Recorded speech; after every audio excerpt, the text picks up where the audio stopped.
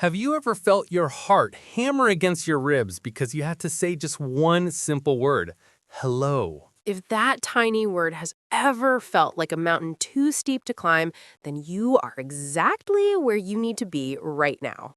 Welcome to Confident Conversations, the podcast that turns your everyday speaking fears into everyday speaking victories. I'm Bob. And I'm Lisa, and we are so incredibly glad you pressed play today.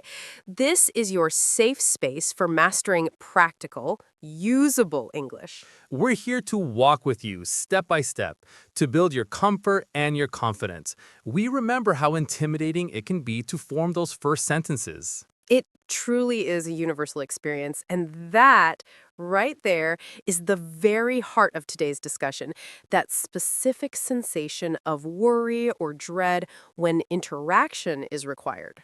Absolutely. Our focus is navigating social anxiety. Now, that term might seem like a complex, clinical phrase, but please don't let it intimidate you. We will explore it using clear, straightforward language. So if your palms get clammy when attention turns to you, if your mind goes blank when meeting someone new, you have found the right episode. And we want you to know with total certainty that you are not alone in this. A vast number of individuals experience this, both in their native tongue and absolutely when speaking English. Our mission today is to equip you with straightforward strategies to ease that discomfort. So, social anxiety. Let's examine each word. Social pertains to anything involving people or community gatherings.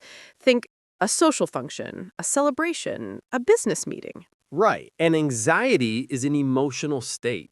It's a sensation of unease, apprehension, or nervousness. Therefore, social anxiety is essentially the nervous feeling that arises when you are around other people. Precisely.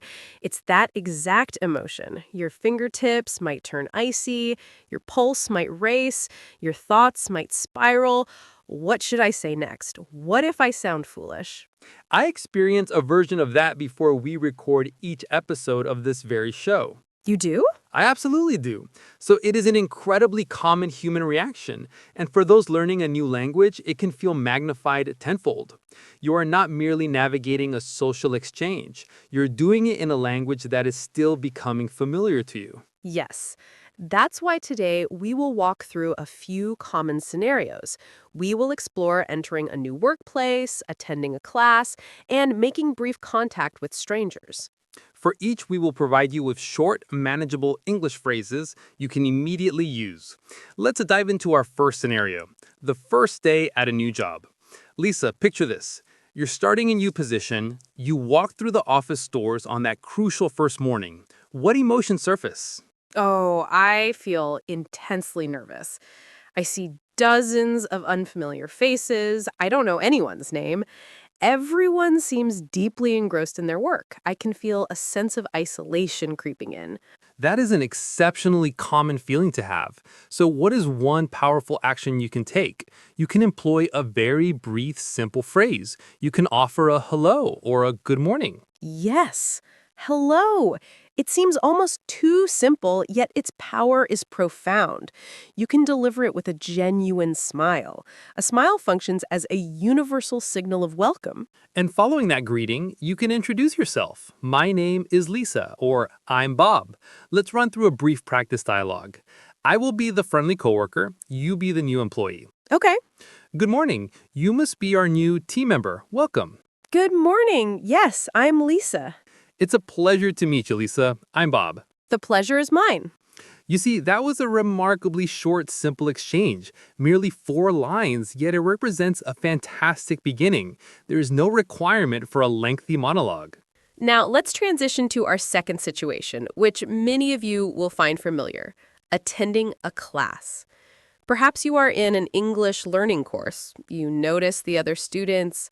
You wish to speak with them, but nervousness holds you back. This is actually a perfect environment for practice.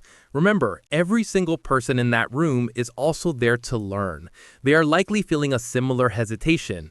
You all share a common goal, which is a powerful connector. Exactly. So, what can you say to the individual seated beside you? You can pose a simple question. Questions are superb tools for initiating dialogue because they invite a response. They pass the speaking baton in a sense. You can ask something about the class itself. For example, is this the intermediate English class?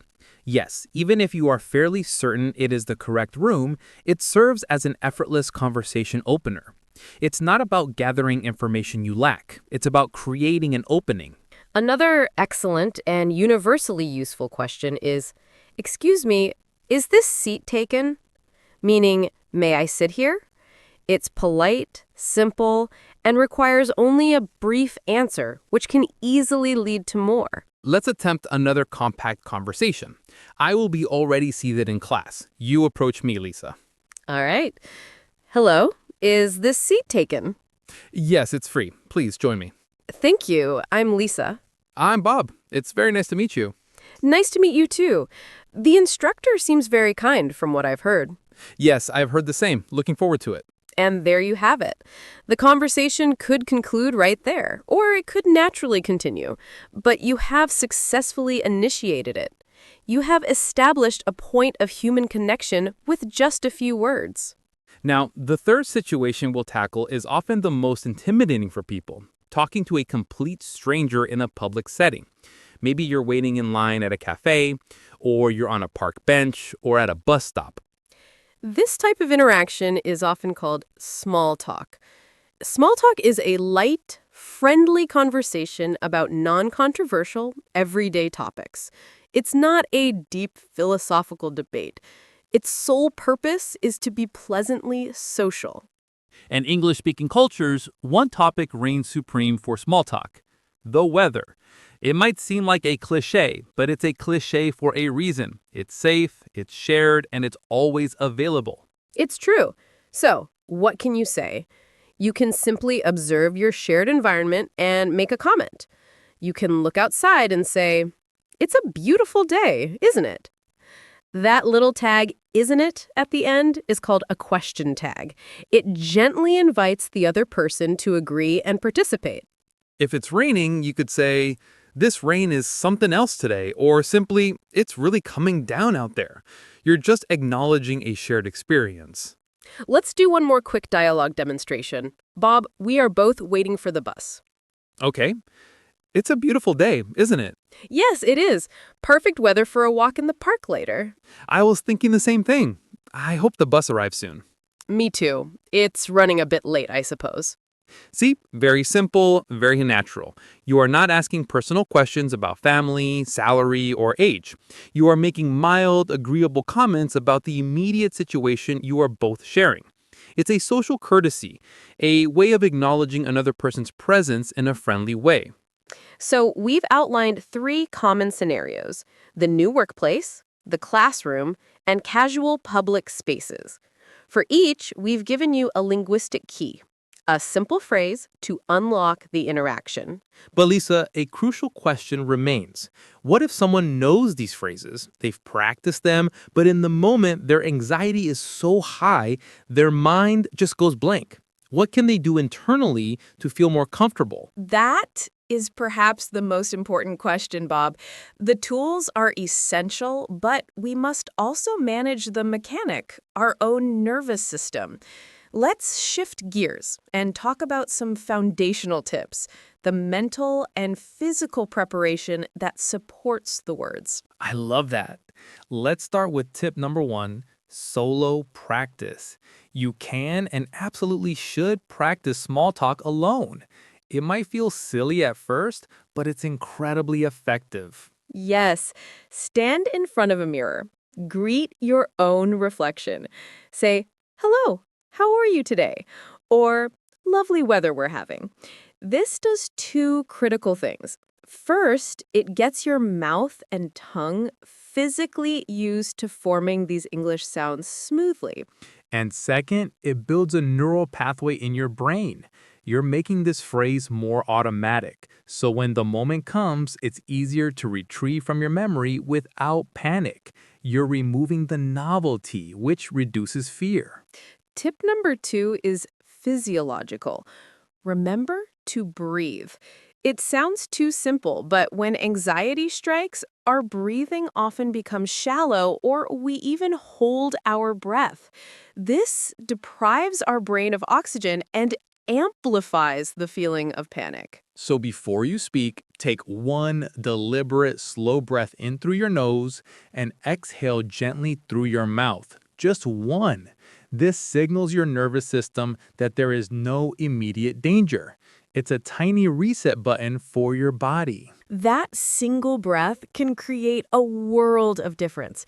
It creates a small pause where you can choose your words instead of feeling rushed. Now, tip number 3 is perhaps the most liberating.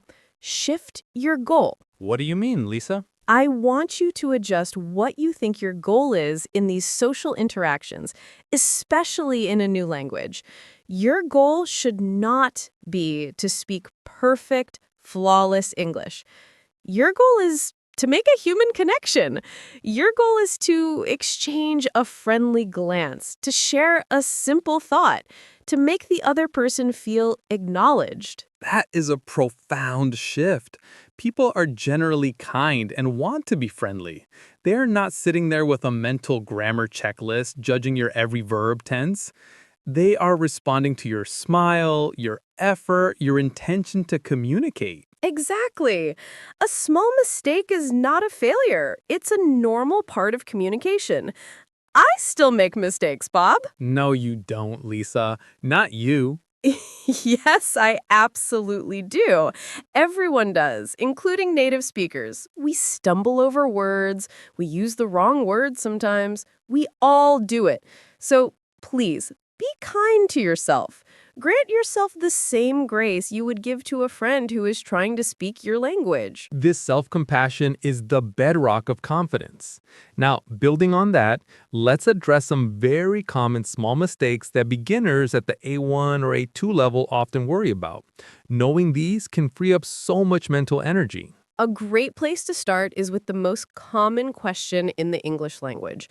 How are you? Many learners are taught the perfectly correct but somewhat formal reply of, I am fine, thank you. And you? While that is grammatically correct, in everyday casual conversation, native speakers often use shorter, more relaxed phrases, saying, I'm good, thanks, or not bad, or pretty good. Sounds more natural and at ease in most situations. So, next time someone asks, how are you? Try out one of those. I'm good, thanks. See how it feels. Another common pattern is trying to give very full, complete sentence answers to every single question, when often a short answer is more natural. For example, if someone asks, are you new here? You can simply say, yes, I am. You don't need to say, yes, I am new here. The short answer is complete, correct, and sounds more conversational. Or if someone says, it's cold today, you can just agree by saying, it is, instead of feeling pressure to construct a whole new sentence. This is called mirroring, or using question tags, and it's a fantastic tool for keeping a conversation flowing without too much strain. Let's integrate this into a quick recap practice. We'll say a phrase, then leave a space for you, our listener, to repeat it out loud or in your mind. Ready, Lisa? Ready. First, the basic greetings to anchor yourself. Hello. Good morning. My name is your name. Now, phrases for making a connection. It's nice to meet you. It's nice to meet you too. Questions to open a door. Is this seat free? Is this the English class? And finally, that classic small talk. It's a beautiful day, isn't it? Yes, it is. Wonderful. You are doing fantastic. Hold on to these phrases, write them down, say them out loud when you're making your coffee or commuting. This isn't about memorizing for a test. It's about building familiar, comfortable tools for real life. You are doing fantastic. Hold on to these phrases, write them down, say them out loud when you're making your coffee or commuting. This isn't about memorizing for a test. It's about building familiar, comfortable tools for real life. And real life, as we know, sometimes presents moments that feel a bit more challenging. So let's go a layer deeper. Beyond the basic phrases, What about the moments when you don't understand someone, or when your mind truly goes blank? We need strategies for those instances too. Absolutely. This is a huge source of anxiety. You're talking, and then the other person says something quickly or uses a word you don't know. Panic sets in. Tip number 4 is this: master the power of clarification phrases. These are simple sentences that give you control of the conversation and show you are engaged. For example, you can say, "Sorry, could you please repeat that?" That's polite and clear. Or, "I'm sorry, I didn't quite catch that."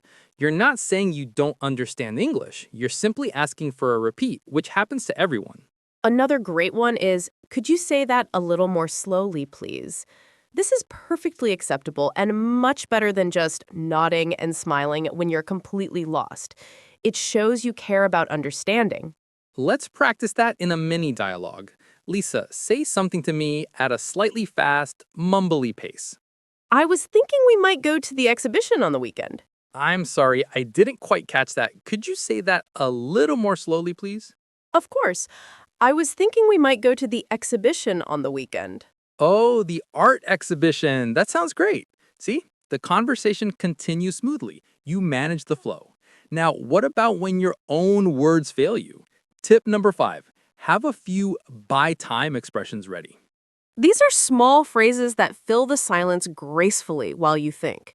Instead of a stressful, you can use phrases like, that's a good question, or let me think for a second. In English, these are very common and sound thoughtful, not hesitant. They signal to the other person that you are considering your answer. It's a professional and conversational tool. You can even say, how can I put this? It gives your brain the precious extra moments it needs to find the right words. Now, we've given you phrases for starting a conversation and phrases for managing it when there's a hiccup. But Bob, what about the content? What if someone starts a conversation with you? How do you keep it going beyond just one answer? That's the art of the follow-up. The simplest technique is to use the answer plus add a little plus ask back formula. You answer their question, add one small piece of related information, and then ask them a similar question. Let's break that down with an example. Imagine someone at a class asks you, is this your first class here? A one-word answer is yes. That can end the conversation. But using our formula, answer, yes it is. Add a little, I was a bit nervous to come, to be honest. Ask back, what about you? Have you been taking classes here long? That's excellent. You shared something mildly personal, which builds connection, and you've turned the focus back to them, which people generally enjoy. The conversation now has multiple threads to follow: your nervousness, their experience with the class. Exactly. The ask back part is crucial. It shows interest in the other person. You can almost always end your response with a, what about you? Or, and you? It's the easiest way to keep the dialogue moving reciprocally. Let's practice this formula. Right now, Lisa, I'll start. So, did you find it difficult to learn English when you started? I did, especially with pronunciation. The TH sound was a real challenge for me at first. What was the toughest part for you when you were learning? See how naturally that flows? We're now having a meta conversation about learning, but the structure works for any topic: work, hobbies, the weather. You answer, you add a tiny ribbon of your own experience, and you pass the ball back. This structure is a safety net. It prevents you from feeling like you have to invent an entire conversation from scratch. You are building it one simple, predictable brick at a time. And each small, successful exchange, each time you use a clarification phrase or the answer, add, ask formula, you're doing more than practicing English. You are rewiring your brain's response to social interaction from threat to manageable challenge. You are building evidence for yourself that you can handle it. That evidence is the true foundation of confidence. It's not about never feeling nervous. It's about knowing you have a toolkit and the ability to get through the moment regardless of the nerves. That evidence is the true foundation of confidence. It's not about never feeling nervous. It's about knowing you have a toolkit and the ability to get through the moment regardless of the nerves. And that brings us to the heart of today's message. We've shared a lot, so let's take a final moment to bring it all together. Remember, social anxiety is that very normal feeling of worry around others. When you add a new language to it, it can intensify. But you are not alone, and it is manageable. Let's do a final, powerful recap. Your action plan starts before you even speak. Tip 1. Practice solo.